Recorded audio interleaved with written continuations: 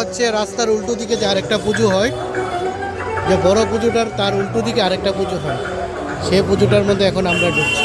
এটার মধ্যে মেলা ফেলা হয় না, এটার মধ্যে অনুষ্ঠান হয়, কিন্তু এবছর অনুষ্ঠান নেই কিছু মনে হচ্ছে। কি বুঝতে পারছি না, অনুষ্ঠান আছে কি নেই জানি না, গিয়ে দেখতে হবে। এদিকে প্রোগ্রামও চলছে, এদিকে ছোট একটা মেলা বসেছে, আর কিছু নেই। এটা ঢোকার সময় একটা সুন্দর একটা মা মনসার মন্দির মূর্তি আছে, আর মহাদেব নন্দী মহারাজ তো এখানে আছে। এখানে প্রোগ্রামটা হচ্ছে, দিবা আবার কি জানি কেনার জন্য ব্যস্ত হয়ে গেল। ফটো নেবে, এখান থেকে ফটো নেবে, যে কনফিউজ করছে, ফটোগুলো এত বড় বড় দেখাচ্ছে, ছোট ফটো নিতে হবে, বড় ফটো নিয়ে কি হবে? ওই ফটোটা কত? এটা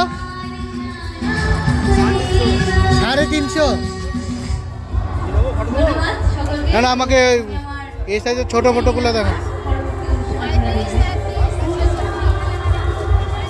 ওইদিকে তো ফাটাইলেই তো গানকে।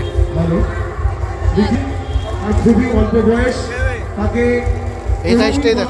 সে সত্যি যুবতী হয়েছে, সে সবেমাত্র স্নাতকোত্তর অবস্থায় কর্মজগতে প্রবেশ করেছে। হাঁটি হাঁটি পাপা করে তার সঙ্গীতের কেরিয়ার সে শুরু করেছে। তার জন্য একটা জোরে করতালি হয়ে যায়। দীক্ষিতা মালিকের এটি অন্যতম প্রথম অনুষ্ঠান। মনে রাখবেন, সে এখনো প্রতিযোগিতা হয়নি, অনেক দূর, তার বয়স অনেক কম, অনেক দূর সে যাবে। অনেক ধন্যবাদ দীক্ষিতা। ইন্ডিয়া আজকে বিচিত্র অনুষ্ঠানে পর্বে চলে এসেছি। আজকের শেষ নৃত্যানুষ্ঠান ভক্তচরী আপনারা দেখতে চলেছেন। নৃত্য পরিবেশন করবেন সায়ন্তনী, আশা, কল্পিতা এবং অন্যান্যরা। সঙ্গে থাকুন প্রতিভা শিল্পকলা সংঘের কর্ণধার সাধন দাসকে মঞ্চে ডাকুন। এই 20 টাকা করে দিচ্ছে ওগুলো।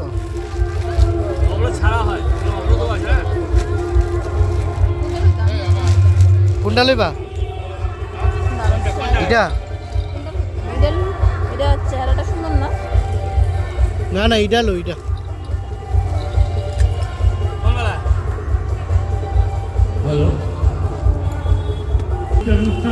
এটাই নিলাম।